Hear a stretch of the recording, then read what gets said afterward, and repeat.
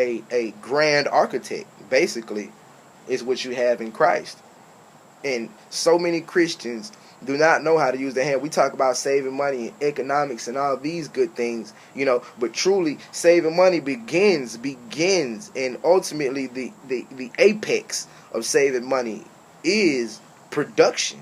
It's production and producing things. The apex of saving money is production and producing things, building, crafting. Jesus was a carpenter. That means he knew how to use his hands, as I'm saying.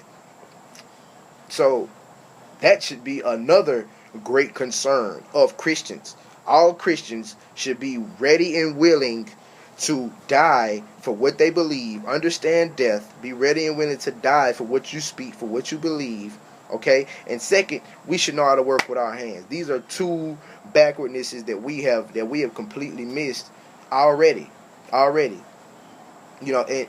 we have somebody sitting up in these churches, these pastors sitting up, and they're preaching from a book that tells you to earn from the sweat of your brow. When the fall of man happened and God told Adam and Eve, God told Adam, you shall earn from the sweat of your brow, told Eve, you will have pain at birth. You will have pain at birth. He didn't strike them of their divinity, first of all. Let's make that clear once again. God did not strike Adam and Eve with their divinity. Every man and woman on this planet is divine, but have forgotten about that divinity. And that divinity is actually, a great part of that divinity is this oneness that I'm also speaking about, that we all share, and this great common ground that we all share. And you have a preacher sitting up in these pews preaching from a book that says earn from the sweat of your brow. But most of your preachers don't even have a damn day job, man. From now on, I challenge all of you who go to a Sunday service, who go to a Sunday building, to please ask your pastor, does he have a day job? If he doesn't have a day job, then he is truly robbing you. He's preaching from a book that tells you to earn from the sweat of your brow. And this nigga don't sweat nan. This nigga earns from the sweat of your brow. He's earning from your struggle and from your troubles and from everything you're going through. You understand?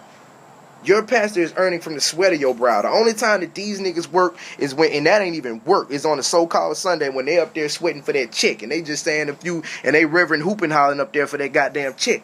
You know what I'm talking about? Telling you to give him his tithes and your 10%, the 10% that belongs to your temple. The built-in economics. And see, that is always another backwardness. This is somebody who basically, Christ said, my people are destroyed for a lack of knowledge. My people are destroyed for a lack of knowledge. And basically, the preacher is someone who enjoys people at that lack of knowledge. Whether they know it or not, they're actually earning from people having this lack of knowledge. And there's nothing better for a preacher than people with lack of knowledge.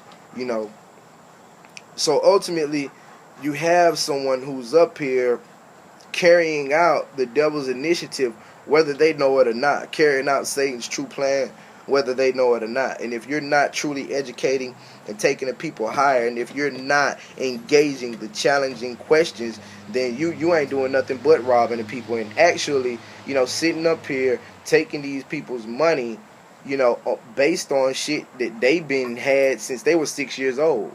You know what I'm saying? And to an extent, it's hard to so much blame the preacher because the people are just as guilty. The congregation is just as guilty, because the congregation is sitting up here dropping money in this pork chop eating ass motherfucker's bucket for them to hear about a book that they've been hearing about since they were 6 years damn old. To hear about a book that they got sitting in the house, that they got at the house. You got parents and grandparents sitting up here every Sunday, continually, basically, mentally masturbating, that mental masturbation by sitting up here listening to these pastors repeat shit that you've been hearing since you were 6 fucking years old. And I apologize for me getting a little crunk here and going off, but it's just the truth, Sitting up here dropping money in this man's bucket for a book that you've been had since you was 5 years old, 6 years old, since you first repeatedly saying shit that you already know, basically stealing from you, basically, and that's why I say it's hard to just blame the pastor, because the congregation is just as guilty for being ignorant and for being fucking foolish, for being straight up fool, for being a straight up fool. It's one thing if one person don't know. It's one thing if one person don't know, but you have whole congregations, whole bodies of people sitting up here in this ignorance, in this instituted ignorance. And ultimately this has made Christians the most atheist people of the time, of today. Because we have so many, and don't get me twisted. When I talk about, I'm really going at the religion and the concept. I'm not so much going at the people, but I have to make you conscious of your unconscious decisions. I have to make you conscious of your unconscious behavior. That is what I'm doing here. So it's very important to understand how all of this has truly made Christians the most atheist people of today and of the time. Because you have so many, we talk about we talk about separation, separatism, racism, all of these fancy designs of separation, and we refuse to look at religion as that same type of separative device, when just in Christianity alone you have so many different sects. What is the difference between a Baptist, an